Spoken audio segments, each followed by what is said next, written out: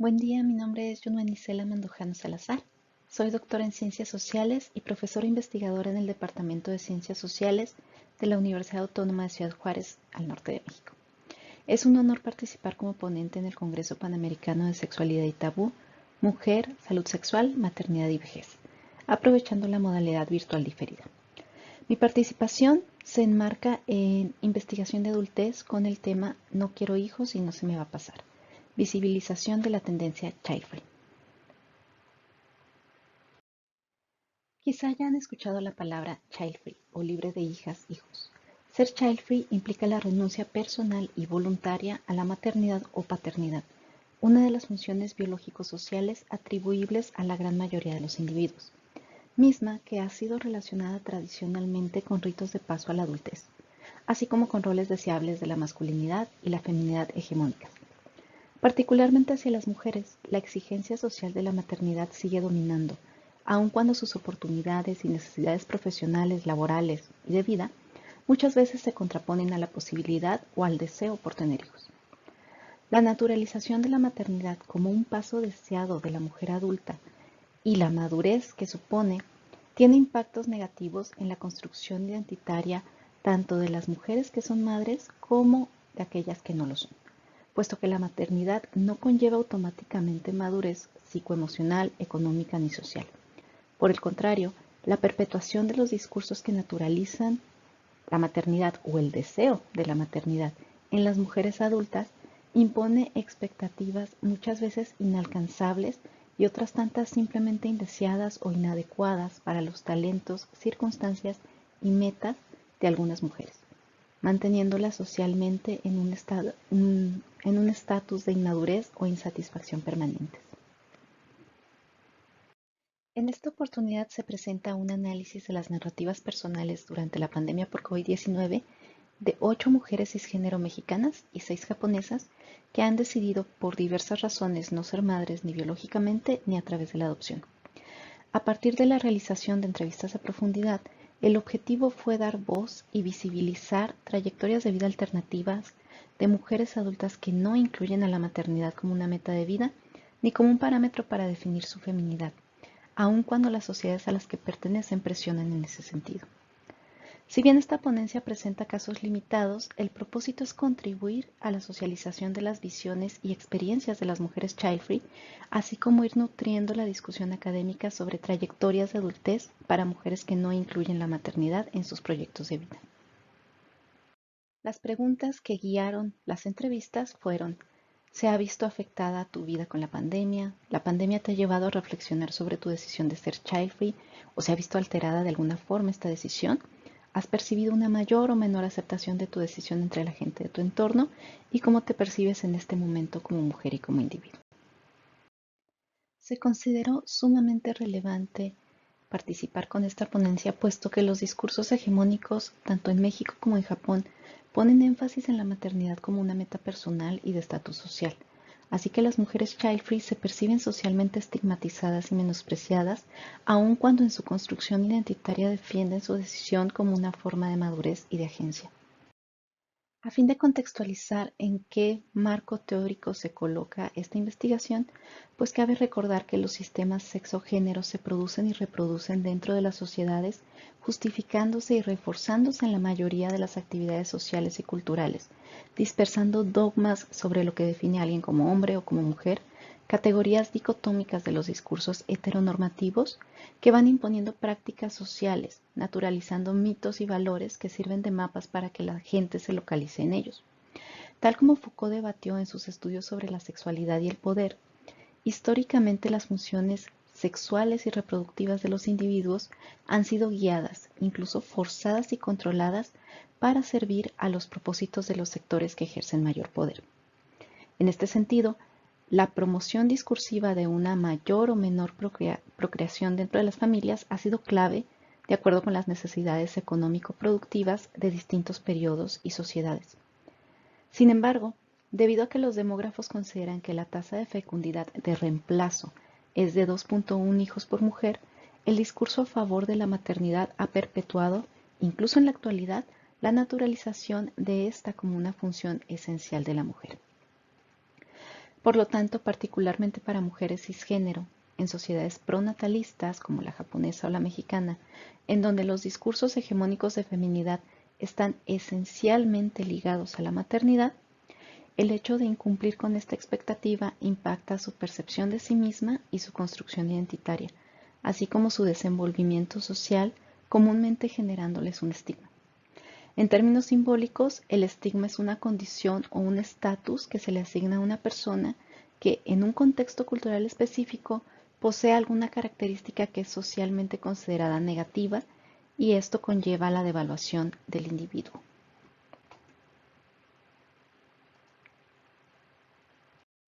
A pesar de todo esto, en las últimas décadas, conforme las sociedades han transitado a una etapa postindustrial y tienen mayor impacto los discursos feministas que luchan por que las mujeres decidan sobre su cuerpo y trayectorias de vida, se percibe un creciente número de mujeres que deciden no tener hijos, ni biológicos ni adoptados. Este rechazo voluntario a la maternidad se ha denominado de distintas formas. Entre las más comunes, childless by choice, que significa sin hijos por elección; voluntary childless, que sería voluntariamente sin hijos; NOMO, que es específicamente para las mujeres que deciden no ser madres; y child free, libre de hijos. En esta ponencia se prefirió el uso de del último término, puesto que, aun cuando puede resultar algo engañosa la agencia que implica ante las distintas restricciones estructurales que desde luego enfrentan las personas, por lo menos es una palabra que no involucra que la persona carece de algo, además de que es el término preferido por las personas entrevistadas como forma de autoidentificación. La mayoría de la literatura académica al respecto ha surgido en idiomas distintos al español, debido a que han sido las sociedades angloparlantes, algunas otras europeas y algunas asiáticas, en donde el fenómeno ha sido notorio desde hace décadas. Estudios centrados en Estados Unidos, Israel, Italia, Rusia y Japón, por ejemplo, han encontrado consistentemente que las mujeres que rechazan la maternidad se encuentran principalmente entre aquellas con mayor nivel educativo y de clase media o alta. Esto ha relacionado el fenómeno a condiciones socioeconómicas de privilegio que muchas veces pues, son desdeñadas en la academia latinoamericana. Asimismo, coinciden en encontrar que estas mujeres son percibidas, o al menos ellas sienten ser percibidas, ya sea como una amenaza social o como perdedoras y dignas de lástima, en términos de una feminidad fallida, y esto pues ha develado los estigmas que se les imponen: ser egoístas, que odian a los niños, que son antipatrióticas o que son antifamilia. En América Latina se encuentran algunos estudios, aunque no ha existido una producción constante ni se ha establecido realmente un diálogo continuo en la academia. De los primeros estudios se puede encontrar en el caso de México uno publicado a inicios del siglo XXI que se centró en mujeres profesionistas mayores de 30 años, encontrando que en aquel momento el estigma más fuerte que sufrían era el de la esterilidad o el de tener preferencias sexuales no heteronormadas. Pero además sufrían discriminación en prestaciones laborales, puesto que legal e institucionalmente no se valora igual a una mujer casada o a una mujer que es madre que a una mujer soltera sin hijos. Otro estudio, también de inicios de los 2000, resaltó cómo las mujeres son ideologizadas desde todos los ámbitos para pensar que no convertirse en madre es algo antinatural e incluso dañino para la salud, utilizando discursos científicos que respaldan los discursos pronatalistas. Se dice que aquellas que no siguen su reloj biológico tienen más riesgo de tumores o de cierto tipo de cáncer, y esto pues es dictado comúnmente por los ginecólogos. Recientemente, un estudio enfocado en mujeres profesionistas chilenas con pareja heterosexual encontró que las informantes asumían su decisión como parte del reforzamiento de su libertad y de su autonomía en pareja. Sin embargo, seguían percibiendo la existencia de micromachismos en la convivencia doméstica y a nivel social. En el caso de México, un estudio reciente que también lideré yo, pues incluyó a varones y a mujeres child free, encontrando que estos estigmas y barreras discriminatorias institucionales que se percibían a inicios del siglo siguen existiendo aún 2 décadas después, y siguen siendo las mujeres quienes se ven, más que los varones, afectadas por rechazar esta idea de tener hijos. La investigación de la cual se desprende esta ponencia se ha estado realizando desde 2017 e incluye tanto a varones como a mujeres, teniendo distintos cortes a fin de presentar resultados preliminares que ya han ido siendo publicados con anterioridad. Parte de considerar que la narrativa de una persona es la forma en que se expresa su identidad, siendo negociada con los discursos del entorno, y que estas narrativas, por tanto, pues son constantemente reconstruidas a lo largo de la vida de los individuos. Se trata de un estudio exploratorio cualitativo que sigue el método etnográfico de corte interpretativo y se utilizó un muestreo de caso crítico. En la primera etapa del estudio se incluyó a hombres y mujeres mexicanos y mexicanas y japonesas, cisgénero, heterosexuales, solteros y child free. Estas entrevistas se realizaron entre 2017 y 2018. En una segunda etapa se incluyó también a otros varones y mujeres, pero esta vez solo mexicanos, mexicanas, y aunque se mantuvo la característica de cisgénero, no se limitó la orientación sexual, el estado civil, ni la situación romántico-afectiva. Estas entrevistas se realizaron en 2020. Para esta presentación se consideró importante regresar a algunas de las informantes y presentar una actualización de sus narrativas luego de vivir ya 2 años de una pandemia que definitivamente ha estado desencadenando cuestionamientos personales y cambios en las tendencias sociales de todo tipo. Para esto se contactó a algunas de las informantes y se les solicitó una nueva entrevista.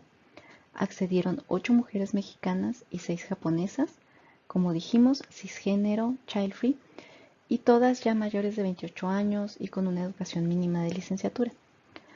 Cabe destacar que el nivel educativo no fue un requisito del diseño de investigación, sino que es parte de los resultados que se encontraron desde las etapas previas del estudio y que coinciden con lo encontrado en otros estudios a nivel mundial, como se dijo en la revisión de la literatura. La mayoría de las mujeres que activamente se identifican como child free definitivamente poseen una educación superior. Las entrevistas de actualización que se realizaron fueron a profundidad y de forma personal con cada informante por medio de las aplicaciones Zoom y Line entre septiembre y noviembre de 2021, teniendo una duración promedio de 50 minutos. Con el consentimiento de las informantes, se conservó la grabación de audio digital para realizar el análisis de las narrativas. En el caso de las entrevistas con las informantes japonesas, se realizaron en japonés e inglés dependiendo de los deseos de las entrevistadas. Los extractos que voy a incluir aquí pues son traducciones realizadas por mí, tratando de respetar en lo posible el tono y estilo de las informantes. Debido a que todas habían participado con anterioridad en la investigación y ya habían compartido muchas de sus experiencias de niñez y juventud, así como las razones por las que decidieron ser child free, la entrevista de actualización giró en torno a las líneas reflexivas, a partir de las cuales se instó a las informantes a compartir en un estilo dialógico, pues cómo había cambiado su vida desde la última entrevista y si la pandemia había llevado a reflexionar sobre su decisión de ser child free y si esto ha significado que perciben una mayor o menor aceptación de su decisión entre la gente de su entorno. A fin de contextualizar las narrativas recabadas en estas nuevas entrevistas, se considera importante retomar los resultados principales de las etapas previas del estudio, que como se mencionó, pues ya han sido publicadas en diferentes artículos que aparecerán al final de esta presentación. De la primera etapa del estudio se incluyeron a 2 mexicanas y 6 japonesas. En aquel momento se encontró que el ser solteras y child free les implicaba dificultades para construir sus identidades femeninas de forma positiva, pues constantemente se enfrentaban a comentarios de familiares y personas conocidas, incluso en ambientes laborales, que las acusaban de ser egoístas e inmaduras por no querer asumir compromisos que implicaban sacrificios por otras personas en la forma de pareja e hijos. A pesar de ello, todas las informantes validaban su adultez a través de características más relacionadas con los modelos hegemónicos de masculinidad de ambas sociedades, como la independencia económica, la confianza en sí mismas y sus capacidades profesionales que eran comúnmente pues reconocidas en los ambientes que se movían. Esto les llevaba a tener que limitar su definición de feminidad a partir de características exteriores como la apariencia, actitudes o ciertos manerismos. De la segunda etapa del estudio se incluyeron a 6 mujeres mexicanas. De forma similar, se encontró que ellas percibían estigmas por su rechazo a la maternidad y enfrentaban discriminación en ámbitos laborales, de salud o incluso en sus relaciones interpersonales. A continuación, presentaré los extractos de las narrativas de las informantes considerando las categorías derivadas de las líneas de reflexión que ya se mencionaron con anterioridad. 14 informantes, solo 2, ambas mexicanas, tuvieron cambios laborales, ambos casos por decisión propia y considerados benéficos de acuerdo con sus propias percepciones. Una dejó el posgrado que estaba estudiando debido a que durante la pandemia le ofrecieron trabajo en una empresa y de hecho ahí conoció a su actual pareja. La segunda tenía experiencia en ventas y con la situación de pandemia comenzó un negocio por internet y ante el éxito decidió dedicarse solo a eso. En cuanto a cambios en situaciones romántico-afectivas, además del que acabo de mencionar, 3 otras informantes se involucraron en relaciones nuevas derivadas directamente de reflexiones durante la pandemia. El factor común en esas narrativas fue el hecho de sentir la necesidad de convivir con alguien durante el aislamiento. La que presentó una situación de cambio no relacionada con la pandemia ni con situaciones laborales o afectivas, pero sí con su decisión child free, fue una informante número 7, quien finalmente consiguió realizarse el procedimiento de salpingoclasia que había estado buscando continuamente por años en diferentes instituciones de salud y con diferentes médicos. Desde la última entrevista, la gran mayoría de las informantes no vivió cambios drásticos, y esto pues definitivamente refleja la estabilidad y la satisfacción con sus decisiones de vida. La pandemia ha sido un fenómeno que definitivamente ha trastocado la vida de toda la humanidad y en medio de los largos periodos de confinamiento y de una amenaza constante hacia la salud y hacia la vida, pues definitivamente la mayoría de la gente nos hemos puesto a reflexionar y cuestionarnos sobre nuestra situación. Luego de 2 años de vivir en incertidumbre y con restricciones de diversos tipos, teniendo que adaptarse a nuevas formas de trabajo, de interacción, de ocio, de llevar la vida cotidiana en general, se encontró que las 14 participantes reafirmaron su decisión de ser child free, aunque más de la mitad que estaba soltera previamente, pues decidió buscar una pareja, como ya se mencionó antes. Todas las informantes dijeron haberse visto obligadas ante la situación de emergencia mundial a pensar sobre su vida hasta ese momento y sobre sus objetivos a futuro. Aunque la soledad y el miedo fueron nociones que definitivamente estuvieron presentes en sus narrativas al referirse a sus emociones en algún punto de estos meses de pandemia, también lo fue el alivio por no tener hijos. Los momentos de soledad los relacionaron a la dificultad de mantener sus relaciones adultas, pero no a una añoranza por tener otro tipo de vida o por tener una familia distinta, como lo muestran pues algunas reflexiones de las informantes. En este caso voy a citar a una de ellas.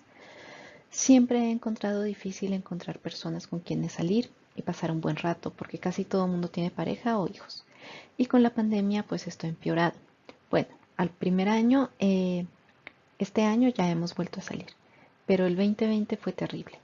Todos teníamos miedo de contagiarnos y pues todos en su casa encerrados. Sí extrañaba el contacto, el sentir estar entre gente en un bar o ir a comer a un restaurante lindo, viajar. No tienes idea cuánto extrañé viajar el primer año. Este es el tipo de soledad que sentí, pero no era con respecto a estar urgida por una pareja, mucho menos por querer hijos. Era el sentirme aislada y limitada de vivir el tipo de vida que me gusta y que llevaba pre-COVID. Cierro cita.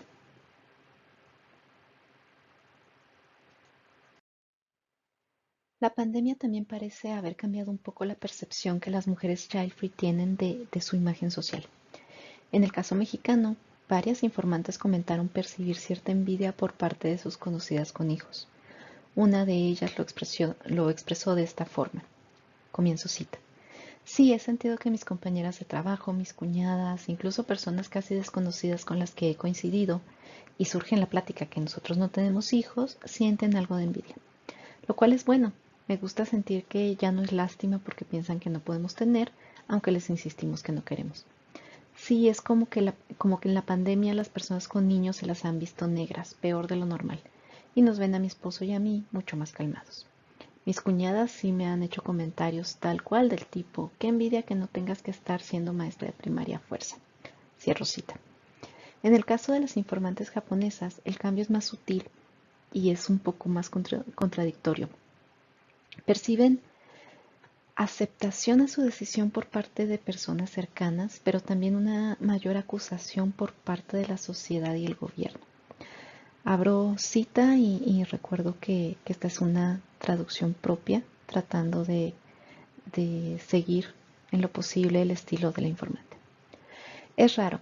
Mi hermana, que tiene 2 hijos y antes me molestaba mucho, siempre tratando de conseguirme pareja y diciendo que ya no iba a alcanzar a tener hijos, ya no me dice eso. Ella ha estado sufriendo mucho porque tuvo que renunciar a su trabajo para quedarse con los niños en casa. Al bebé no lo puede llevar a la guardería y al de primaria a veces tiene que ir, otras estar en casa. Creo que por eso una vez hasta me dijo que era bueno que no tuviera hijos porque ni el gobierno ni las empresas apoyan suficiente a las madres. Pero también con tanto enfermo y el cierre de fronteras, en la televisión, periódico, los políticos y la gente mayor parecen estar presionando más a los que no tenemos hijos para que hagamos algo, porque se ve la necesidad de más población japonesa. Cierro cita. En sus narrativas, las informantes mexicanas y japonesas coincidieron en reafirmar su identidad como mujeres child-free, aceptando los sentimientos esporádicos de soledad, miedo y también los nuevos deseos que surgieron de sus reflexiones de la pandemia. Aquí comienzo cita de una de estas informantes. No te voy a negar que sí he tenido mis momentos de depre durante la pandemia, sobre todo al inicio cuando sí cerró todo y veía noticias de miles de muertes en España e Italia y pensaba que eso pasaría en México. Extrañaba salir y ver gente, pero tenía miedo.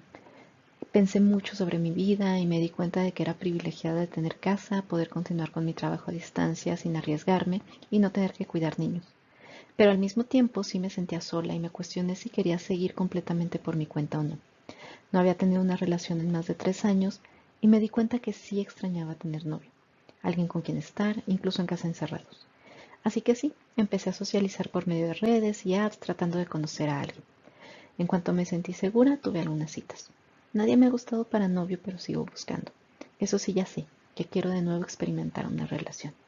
Cierro cita.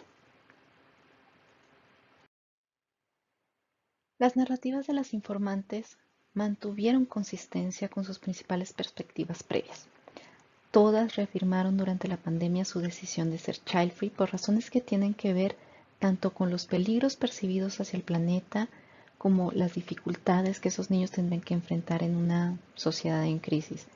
Asimismo, por cuestiones de satisfacción y metas propias. No obstante, reconocieron cuestionarse a sí mismas sobre su vida y sus decisiones hasta el momento eh, que no habían tenido que enfrentar estos temores y estos sentimientos de soledad que experimentaron principalmente durante el primer año de pandemia. Y estas reflexiones pues llevaron a varias de ellas a replantearse su posicionamiento con respecto a su situación afectiva y decidir activamente buscar pareja. Asimismo, su percepción de la imagen social que tienen las mujeres child-free pareció ser menos radical. Todas han percibido una mayor empatía, al menos por parte de la gente cercana. Se podría argumentar que la pandemia ha exacerbado las exigencias hacia las madres y esto ha llevado a considerar menos descabellado que algunas mujeres deseen ser child-free. Esta etapa de la investigación sobre mujeres mexicanas y japonesas child-free ha permitido conocer algunas perspectivas que estas mujeres han tenido en medio de una crisis sanitaria mundial. No obstante, sigue siendo pues solamente una exploración al fenómeno con voces limitadas, debido a que la mayoría de los trabajos que se han hecho con respecto a la tendencia child-free, tanto en hombres como en mujeres, sigue siendo principalmente a través de casos de estudio o historias de vida, pues se esperaría que poco a poco vayan surgiendo investigaciones que sumen nuevas metodologías y que añadan al conocimiento y discusión de este fenómeno y poco a poco se vaya generando una perspectiva macro que ayude a construir un panorama más completo de las mujeres child-free en el mundo, particularmente en América Latina, en donde los estudios sobre este fenómeno son muy pocos y sin embargo se va presentando cada vez, se va viendo cada vez más esta tendencia entre mujeres jóvenes. Así que bueno, pues esta ha sido la discusión que se buscó presentar en esta ponencia, visibilizando algunas de las voces de mujeres child free. Agradezco mucho su atención y espero tener retroalimentación a través de correo electrónico o de redes académicas sociales. Muchísimas gracias.